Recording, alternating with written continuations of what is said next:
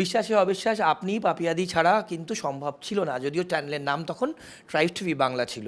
সেই অ্যাসপেক্টে টলিপাড়ায় ইনিশিয়ালি আপনি এত ব্যস্ততার মধ্যে একটু কম দেখা যাচ্ছে, কারণ এখন তো একদম মুক্ত সব কিছু। ট্রাইব টিভিতে তখন তোমাদের এই প্রজেক্টটা, তোমাদের সেই সময় যিনি ওনার ছিলেন তিনিও আগ্রহ রেখেছিলেন, তিনিই আছেন এখনও, তোমাদের চ্যানেল চেঞ্জ হয়েছে, তিনি আগ্রহ রেখেছিলেন যে আমরা যাতে যারা আমরা ইন্ডাস্ট্রির থেকে বিলং করি, আমরা যারা ইন্ডাস্ট্রির মানুষ ভারতীয় জনতা পার্টিতে নেতৃত্বে আছি, আমরা যেন এই নিয়ে কথা বলি।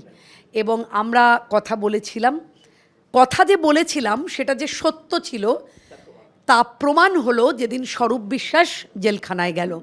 এবং আমি শুধু একজন জেলখানায় গেল বলে নয়, পরের জনেরও এই রকমই শাস্তি হোক, উদাহরণযোগ্য শাস্তি পাক, আমি তো সেটাও আমার সরকারের কাছে আবেদন করব।